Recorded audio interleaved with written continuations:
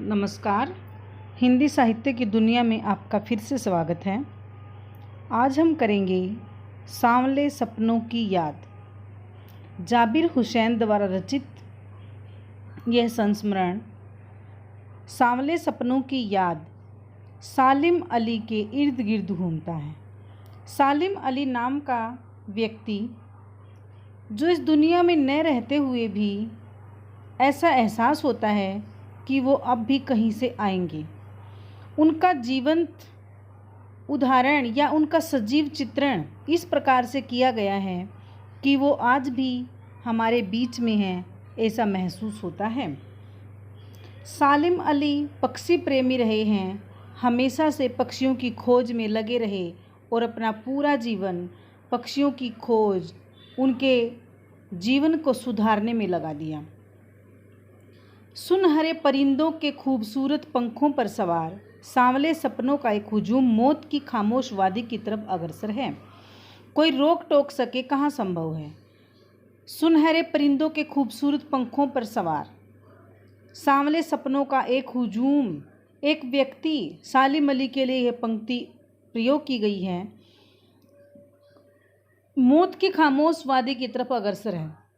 मतलब अब वह इस दुनिया से जा चुके हैं।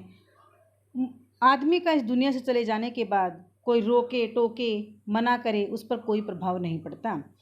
इस हुजूम में आगे आगे चल रहे हैं सालिम अली, अपने कंधों पर सैलानियों की तरह अपने अंतहीन सफ़र का बोझ उठाए। लेकिन यह सफ़र पिछले तमाम सफ़रों से भिन्न है। भीड़ भाड़ की ज़िंदगी और तनाव के माहौल से सालिम अली का यह आखिरी पलायन है। अब तो वो उस वन पक्षी की तरह प्रकृति में विलीन हो रहे हैं जो जिंदगी का आखिरी गीत गाने के बाद मौत की गोदी में जा बसा हो। कोई अपने जिस्म की हरारत और दिल की धड़कन देकर भी उसे लौटाना चाहे तो वह पक्षी अपने सपनों के गीत दोबारा कैसे गा सकेगा। अर्थात उस भीड़ में सबसे आगे सालिम अली चल रहे हैं।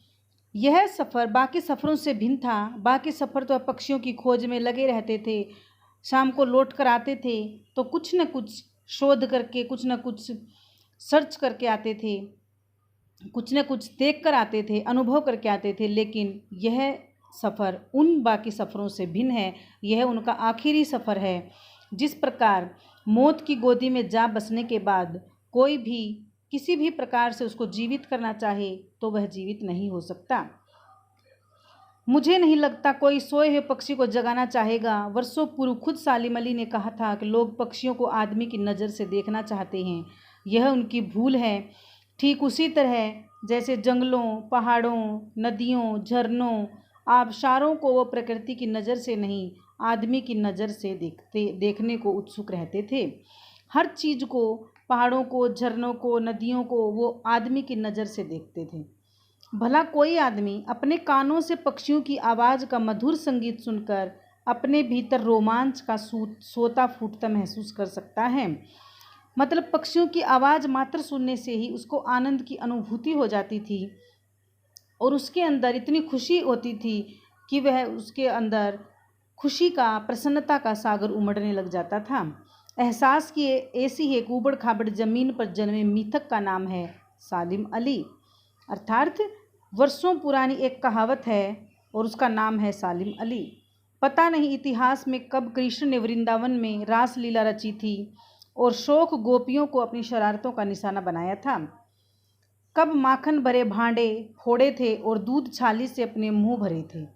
कब वाटिका में छोटे छोटे किंतु घने पेड़ों की छाह में विश्राम किया था। कब दिल की धड़कनों को एकदम से तेज करने वाले अंदाज में बंसी बजाई थी। और पता नहीं कब वृंदावन की पूरी दुनिया संगीतमय हो गई थी। मतलब इतिहास के बारे में वर्णन किया है कि कब किसने देखी हैं ये चीज़ें, कि कब कृष्ण ने वृंदावन में रासलीला रची थी और गोपियों को अपनी शरारतों का निशाना बनाया था। कब उन्होंने माखन भरे भांडे फोड़े थे। मतलब श्री कृष्ण ने बाल रूप से लेकर तरुण अवस्था तक, मतलब जितनी भी लीलाएं की हैं वो किसने देखी हैं। मतलब यह सब इतिहास की बातें हैं, सुनने के लिए हम सब के पास है, हम सब सुन रहे हैं, हमने आंखों से नहीं देखा है। कब वृंदावन की पूरी दुनिया संगीतमय हो गई थी, पता नहीं यह सब कुछ कब हुआ था। लेकिन कोई आज भी वृंदावन जाए तो नदी का सांवला पानी उस पूरे घटनाक्रम की याद दिला देगा। हर सुबह सूरज निकलने से पहले जब पतली गलियों से उत्साह भरी भीड़ नदी की ओर बढ़ती है तो लगता है जैसे उस भीड़ को चीरकर अचानक कोई सामने और बंसी की आवाज़ पर सब किसी के कदम थम जाएंगे। हर शाम सूरज ढलने से पहले जब वाटिका का माली सैलानियों को हिदायत देगा तो लगता है जैसे सब कुछ क्षणों में वो कहीं से आ टपकेगा और संगीत का जादू वाटिका के भरे पूरे माहौल पर छा जाएगा। वृंदावन कभी श्री कृष्ण की बांसुरी के जादू से खाली हुआ है क्या? मतलब आज भी वहाँ पर लगता है उन गलियों से, उन मैदानों से, नदी के किनारे से कि अब भी श्री कृष्ण जी आएंगे और अपनी बांसुरी बजाते हुए सबके मन को मोह लेंगे। अर्थात श्री कृष्ण की जो लीलाएं थी या श्री कृष्ण की जो यादें थी वो आज भी वृंदावन की धरती पर बसी हुई हैं। वृंदावन की जो बगीचे हैं, बाग हैं, नदियों के किनारे हैं, वहाँ पर श्री कृष्ण की यादें बसी हैं। मिथकों की दुनिया में इस सवाल का जवाब तलाश करने से पहले उस व्यक्ति पर डाली जाए जिसे हम सालिम अली के नाम से जानते हैं। उम्र को शती तक पहुंचने में थोड़े ही दिन बचे थे। संभव है लंबी यात्राओं की थकान उनके शरीर को कमज़ोर कर दिया होगा और कैंसर जैसी जानलेवा बीमारी उनका मौत का कारण बनी हो, लेकिन अंतिम समय तक मौत उनकी आंखों से वह रोशनी छीनने में सफल नहीं हुई जो पक्षियों की तलाश और उनकी हिफाजत के प्रति समर्पित थी। सालिम अली की आंखों पर चढ़ी दूरबीन उनकी मौत के बाद ही उतरी थी, अर्थात वो हमेशा दूरबीन लगाए रहते थे जो उनकी मौत के बाद उतारी गई थी। उन जैसा बर्ड वाचर शायद ही कोई हुआ हो, लेकिन एकांत क्षणों में सालिम अली बिना दूरबीन भी देखे गए हैं। दूर क्षितिज तक फैली जमीन और झुके आसमान को छूने वाली उनकी नजरें में कुछ ऐसा ही जादू था जो प्रकृति को अपने घेरे में बांध लेता है। सालिम अली उन लोगों में थे जो प्रकृति के प्रभाव में आने की बजाय प्रकृति को अपने प्रभाव में लाने के कायल थे। उनके लिए प्रकृति में हर तरफ एक हंसती खेलती रहस्य भरी दुनिया पसरी थी। यह दुनिया उन्होंने बड़ी मेहनत से अपने लिए गढ़ी थी, मतलब अपने लिए बनाई थी। उनको हर तरफ खुशी खुशी नज़र आती थी। वो प्रकृति को अपने लिए बनाते थे, अपने लिए सोचते थे, हम सबके लिए सोचते थे और चारों तरफ हंसी खुशी फैलाते रहते थे। इसके गढ़ने में उनकी जीवन साथी तहमीना ने काफ़ी मदद पहुंचाई थी। तहमीना स्कूल के दिनों में उनकी सहपाठी रही थी। सहपाठी होता है साथ पढ़ने वाली। अपने लंबे रोमांचकारी जीवन में ढेर सारे अनुभवों के मालिक सालिम अली एक दिन केरल की साइलेंट वैली को रेगिस्तानी हवा के झोंकों से बचाने का अनुरोध लेकर चौधरी चरण सिंह से मिले थे। वे प्रधानमंत्री थे। चौधरी साहब गांव की मिट्टी पर पड़ने वाली जमीन की पहली बूंद का असर जानने वाले नेता थे। पर्यावरण के संभावित खतरों का जो चित्र सालिम अली ने उनके सामने रखा था उसने सबकी आंखें नम कर दी थी। आज सालिम अली नहीं हैं, चौधरी साहब भी नहीं हैं। कौन बचा है जो अब सौंधी माटी पर उगी फसलों के बीच एक नए भारत की नींव रखने का संकल्प लेगा? कौन बचा है जो अब हिमालय और लद्दाख की बर्फीली ज़मीन पर जीने वाले पक्षियों की वकालत करेगा? अर्थात जो सालिम अली थे, पक्षियों का दुख उनसे देखा नहीं जाता था और पक्षियों की बचाव का, उनके रख रखाव का अनुरोध लेकर वो एक बार प्रधानमंत्री जी से मिले थे। और प्रधानमंत्री के सामने उन्होंने क्या प्रस्ताव रखा होगा जिससे प्रधानमंत्री चौधरी चरण सिंह की आंखें नम हो गई, अर्थात उनकी आंखों में भी आंसू आ गए थे। और अब वो सोचते हैं कि वो दोनों इस दुनिया में नहीं हैं, तो अब कौन उन पक्षियों की वकालत करेगा, कौन उन पक्षियों के बारे में सोचेगा, कौन उनके रख रखाव के बारे में सोचेगा? अब कौन बचा है?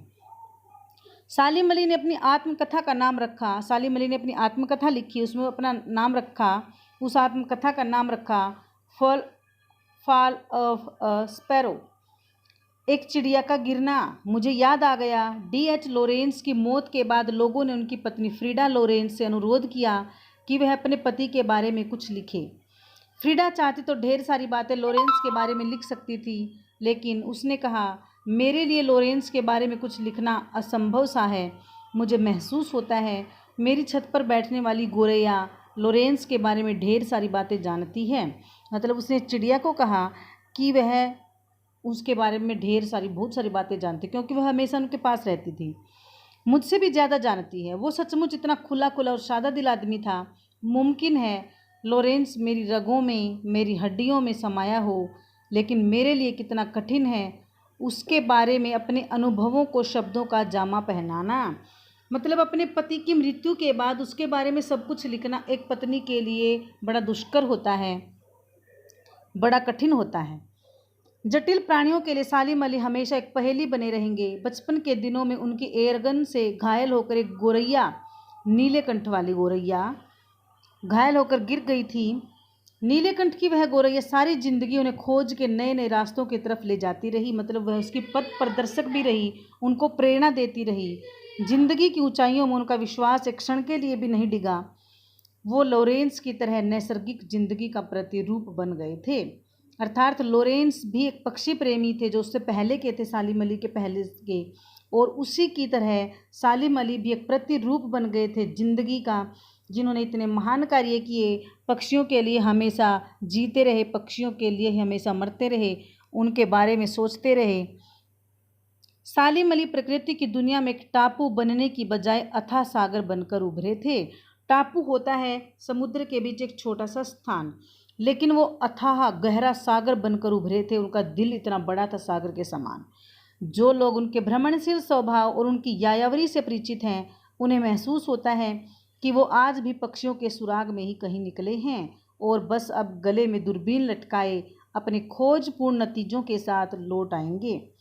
जब तक वो नहीं लौटते, क्या उन्हें गया हुआ मान लिया जाए?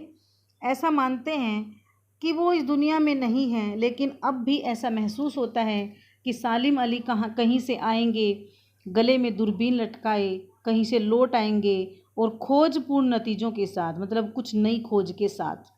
जब तक वो नहीं लौटते, क्या उन्हें लौट गया हुआ मान लिया जाए?